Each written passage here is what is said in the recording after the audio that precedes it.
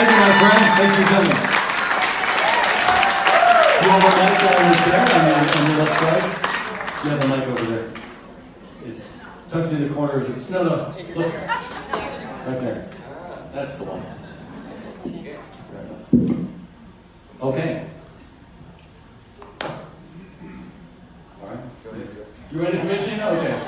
All right, you guys, you remember your lines on 3, 2, 1. Don't do it yet. You ready? We're getting ready to start the show here. So here we go. 3, 2, 1.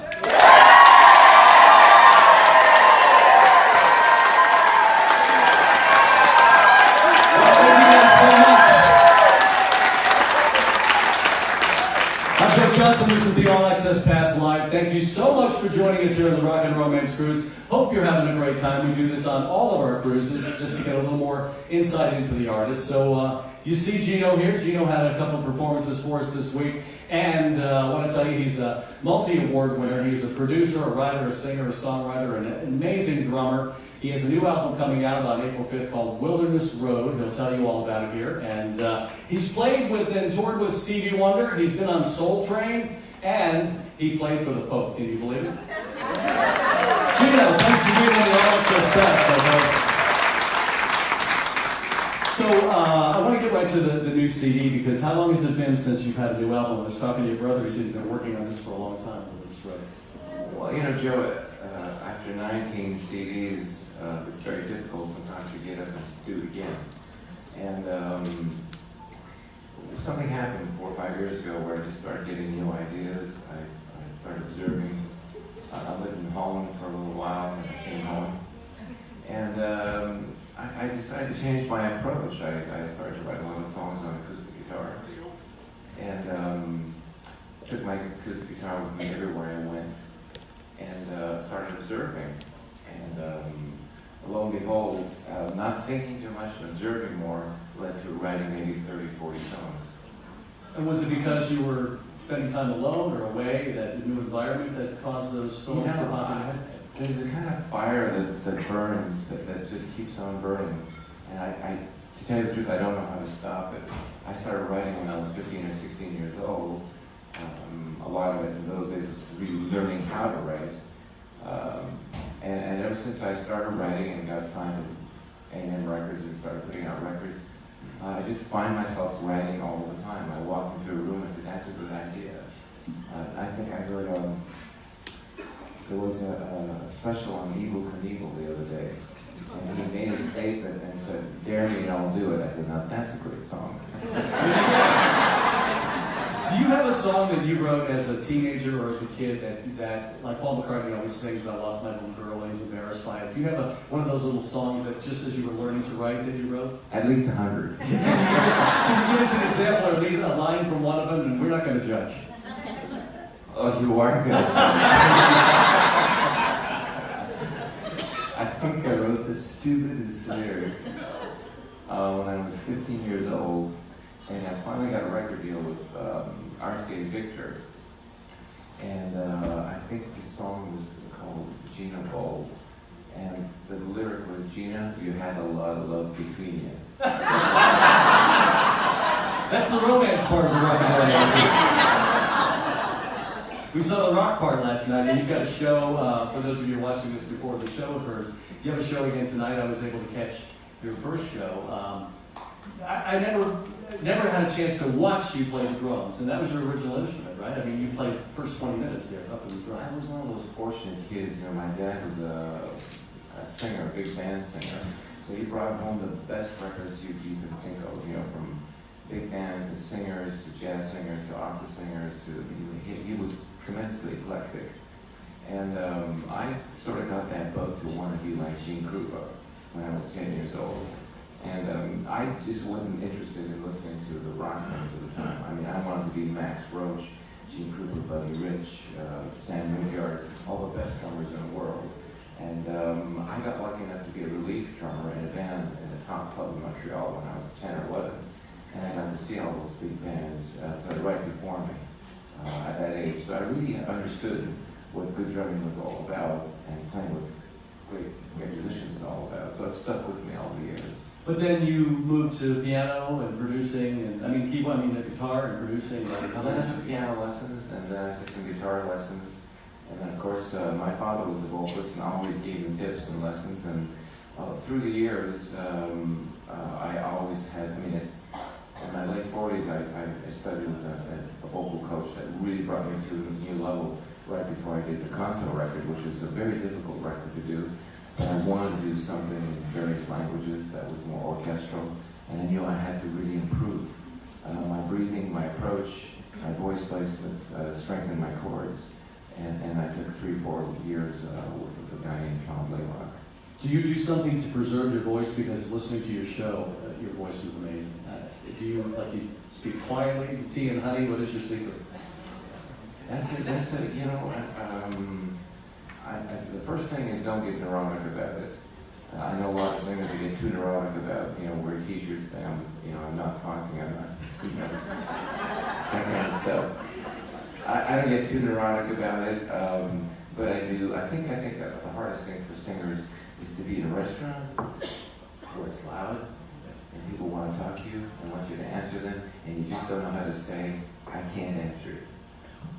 Yeah, that's for sure. That happens on here too, when they're out by the wandering around the pool, it gets very noisy. So if I act like a snot face, please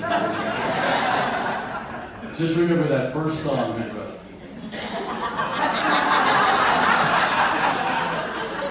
He won't be able to hear you say it. forever judged.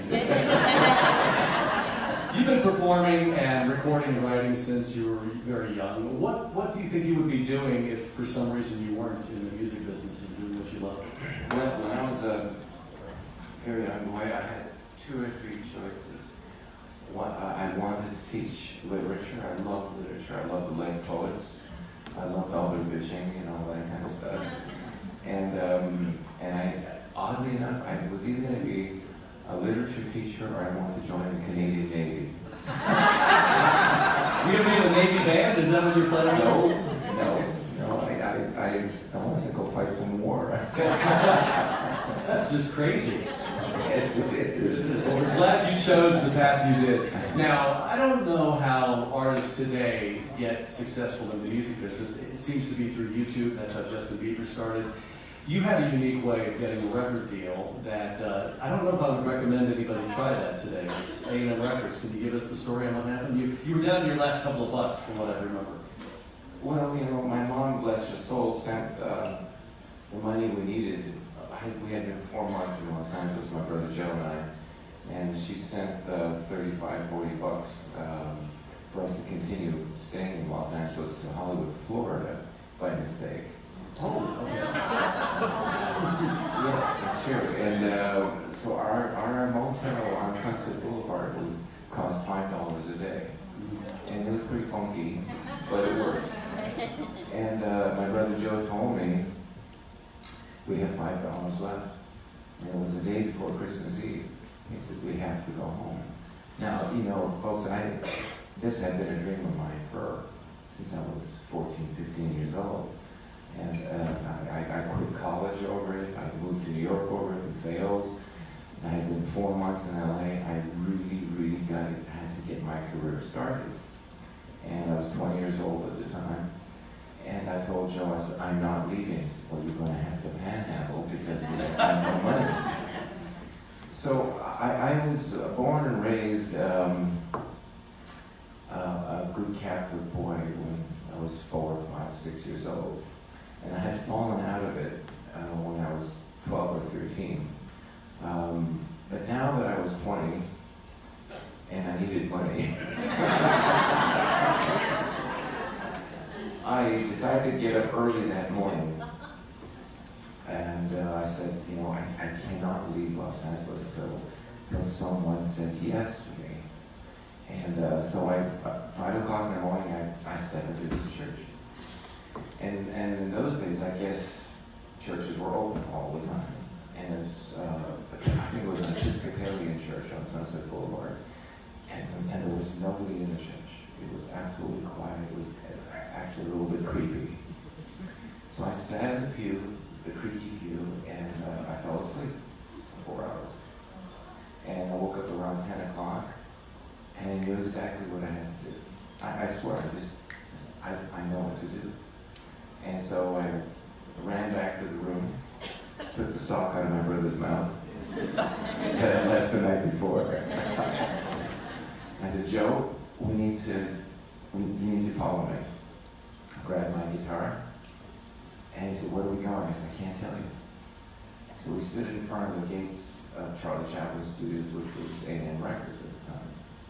And I simply had to be on A&M Records because, you know, Joe Cocker was on A&M Records, Quincy Jones was on A&M Records, the Carpenters, Sergio Mendes, a whole bunch of artists that I really respected. I had to be there. So the guard on his tower comes down. His name was Johnny, and he said, you know, your boys, you can't walk in here. This is private property. I said, I know, but where I'm standing is not. It's public property, and I'm waiting for a friend. He said, okay, just to remind you.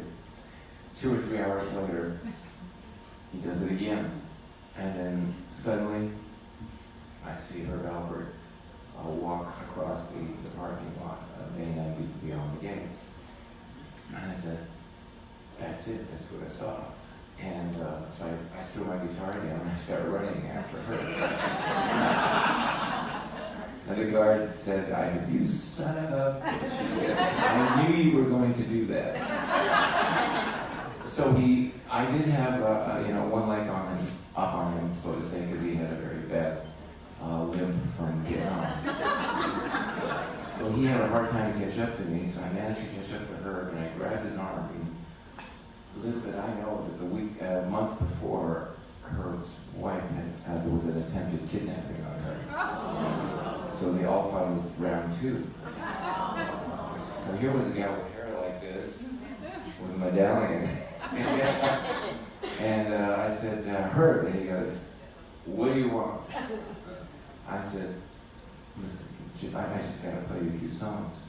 So by that time I said song, Johnny Guard had my shoulder, was tugging it away.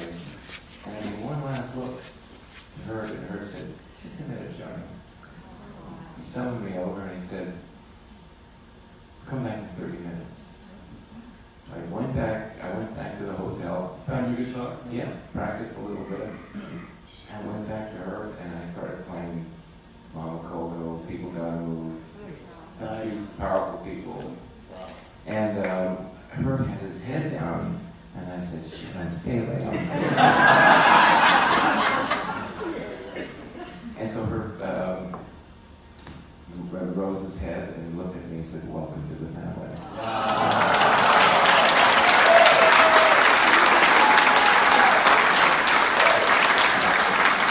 And so your first album had those songs on it, obviously. Crazy Life, yes. A lot of those songs on the second album.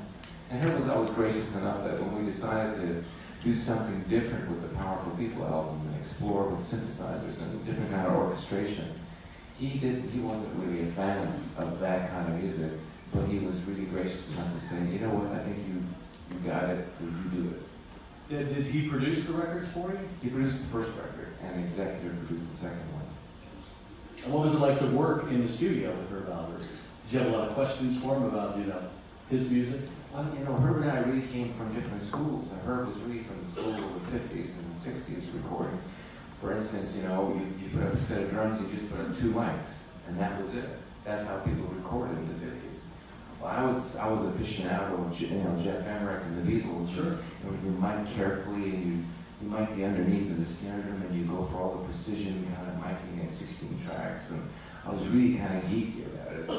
And Herb just didn't prescribe to that kind of stuff, but allowed me to do what I wanted to do, which was really great.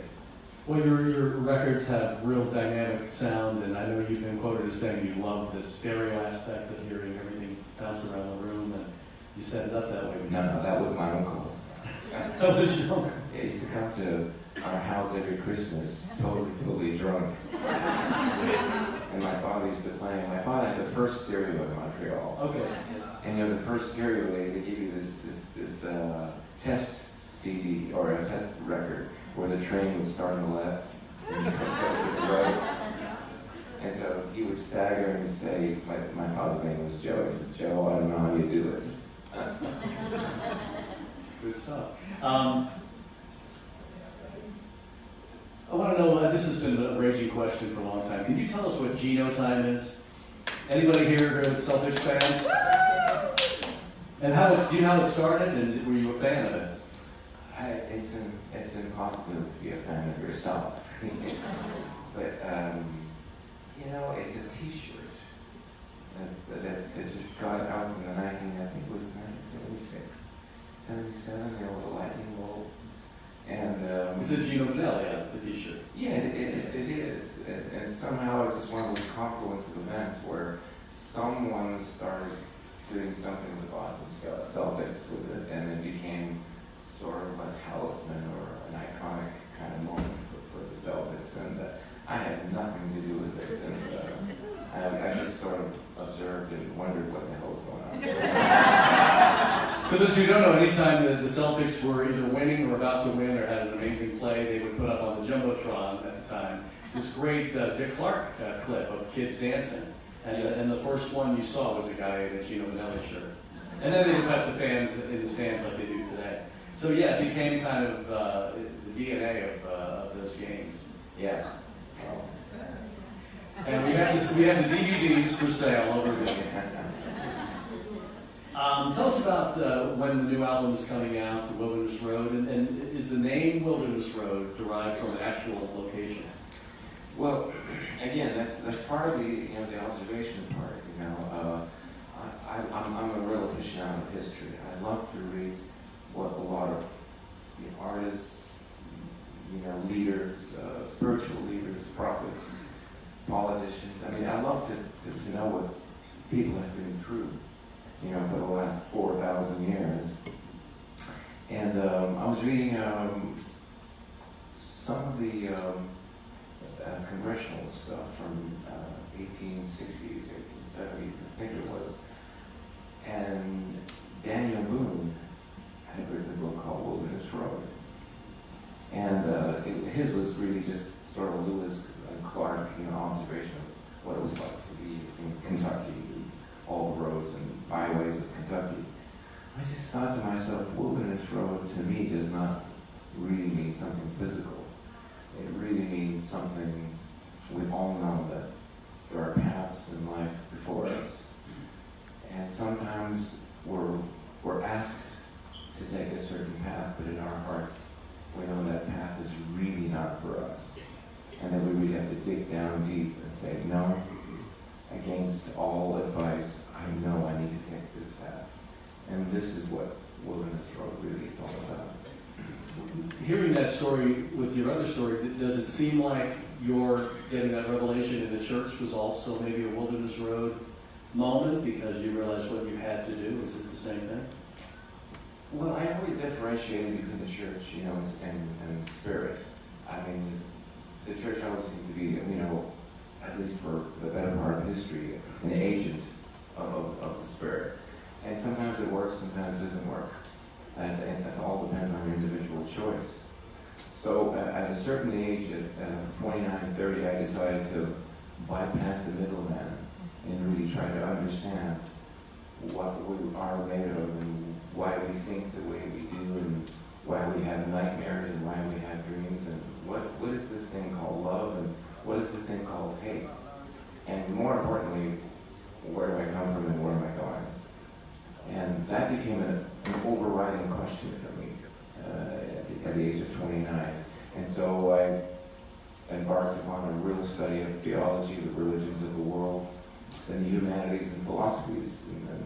And that really led to a real maze of things that hadn't been said for the last 5,000 years. But it's quite a study, and I came through it relatively sane. One of the things I mentioned when we started the program was that you toured with Stevie Wonder, and can you tell us how you met him? We actually were doing a talk earlier where the artists were talking about brushes with greatness, happening upon somebody that influenced their life. Can you give us that story? Well, as usual, life is never clean and square and parallel. I was recording the Powerful People record, and I was staying at a hotel on Sunset Boulevard called Hallmark Hotel. And that was the hotel where all the artists would stay. It was funky, but everybody liked staying there because nobody bothered anybody. I mean, I remember in the hallway, Marvin Gaye walked in, you know, and I was introduced to Marvin Gaye, and I wanted to tell him, hey, you know, he said, I love what's going on and all that. And he was already kind of in trouble with himself. But, I mean, Rick James, this guy and that guy, and so one day I'm really having a difficult time with some of the recording on Powerful People, and I need to go to the poolside and just think about it. And I'm at the poolside starting to fall asleep, and I hear, it's a crazy night, the hazy. I says, that's a pretty good song. Right? I said, wait a minute, it's my song. I said, who the hell's singing that? So I started tracing it, and lo and behold, there was Stevie Wonder and his brother, and his brother said, hey Stevie, there's the guy with the hair. So Stevie gave me a hug and said, I love the record, and da-da-da. I said, wow. I said, what can I say about your stuff, you know? And he said, listen, he said, Shaka Khan is sick for this next upcoming tour. Would you like to open for me? And I said, are you trying to kill me? Why would they be trying to kill you? No, I said, how do I, first of all, fill in her shoes? Second of all, is your audience going to accept this cat? You know? And he says, don't worry about it. He says, it's going to be very, very, very cool. So by the time we got to Cleveland, I said, you know what? It's pretty cool. I mean, they're kind of accepting me. And Stevie was gracious enough to come right before my set and introduce me personally. So I was really, really happy with that. But what happened was, in Cleveland, right before I went to the hall, I got a phone call. And on the other end said, is this Gino Vannelli? And I said, yes. He said, this is Don Cornelius. And I said, yeah, well, you sound an awful lot like him, I said. He said, would you like to do Soul Train? I said, oh, I would love to do Soul Train. I said, but I have a confession to make. I said, he said, what's that? He says, I'm white.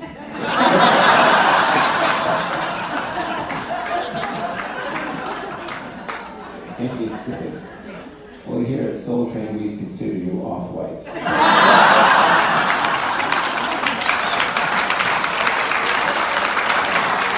And then he said, Stevie didn't mention that. That's fantastic. And the last question before we take some questions from the audience is, did it have a profound change in your life when you were invited to play for the Pope? And that's certainly once in a lifetime. Well, that's a funny story too, because one Sunday morning, the phone rings, in the office downstairs, and I answered the phone at 7:30. I said, who the hell is calling at 7:30 in the morning? And so I said, yes, Signor Vannelli. He says, your Papa would like you to come and sing a song for the Jubilee. I said, Vinny, is that you? And I just hung up. 2 minutes later, it rings again. He says, please don't hang up. It turns out it was a bishop from the Vatican, and that the Pope had heard one of my songs, Pope John Paul, and invited me to go sing in his celebration, Christmas celebration, and invited the whole family. And not only did we get to perform for him, but we got to have an audience with him. Wow. And about 10-15 minutes each with my wife and my son and myself and a few other people. And it was a moment because I knew who he was. See, it wasn't just a figurehead for a church. I knew what he had done during World War II. You know, the chances he took, what he believed in, the extreme liberty he believed in for people, the liberty of the soul, and the openness that he that he really wanted for everybody. And also that he was a good playwright, a good poet. He was very literary. So there was a lot to talk about and a lot for me to confront. But the real story of the book is that I approached him, and he was kind of Parkinson's ridden. He was kind of like this, and he kept on saying, you know, come, come. So I got closer, he said, come, a little bit closer. So I was about this far from him, you know. I thought he was going to kiss me or something. And he looked at me and says, do something with your hand.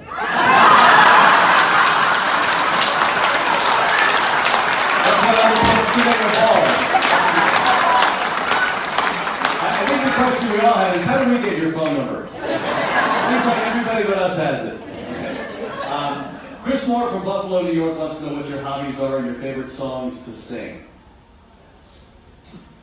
Well, my hobbies, I like the physical things. I have 2 Australian shepherds, and I love going for hikes with them. I love training them.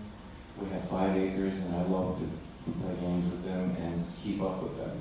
They are something to keep up, and I love to train them. They are very smart dogs, so that's part of my pastime.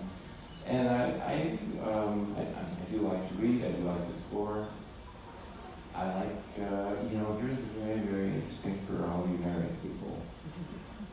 I like to spend time with my wife.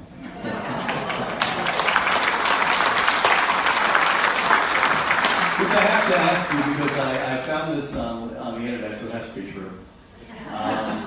When you got married, you wrote a separate set of vows for your wife, you and your wife, and reading that was like, it was pretty emotional to hear what you took that additional step. Well, my vows are very special because there's full loopholes. You had a lot of outs in there? My wife and I had a very, this is really something, everyone should really pay attention to. Because when I just met my wife, she was 19 years old, and I was 21 years old. And we've been together for 44 years. Now, it's impossible to have a straight ahead, perfect relationship, day in, day out, year after year. So knowing that, there's a few things you make a commitment to. And the first thing we made a commitment to is never to swear at each other. And she said to me, I won't call you prick if you don't call me bitch. And we have never gone past a certain point. We've never even actually said shut up to each other. And not that we didn't want to, but we knew that there are certain words that are very, very difficult to take back. So that was part of our success. And the second part is that we do share very much the same philosophy as far as, the world, our estimations of the afterlife, our estimations of art, culture, society. So we have so much to share, and we have a lot to talk about all the time. I guess if you did do something like that, you'd really find out what Wilderness Road is all about. Well, let me tell you, Trisha's been very much part of this record. So is my son Anton, because they're the ones that I trusted the most as I was doing this record, and it was over a course of 4 or 5 years, because I wanted to do something different. After 19 records, I just didn't want to put out another Gino Vannelli record, and I wanted to tell stories. I had 35 stories written, and we ended up with 12. For instance, there's a song on the record called The Woman Upstairs. It's really about, when I was 10 years old, there was a battered woman upstairs in our apartment. And I had to write about it, but I had to find a way of writing about it that, number one, was at least a little bit entertaining and not such a downer. And number two, truthful. And number three, I didn't want to offer any opinion. I just wanted people to formulate their own opinion. Last question from a woman in the audience. Would you please take off your shirt? Wait, that's for my wife. Gino Vannelli, everybody.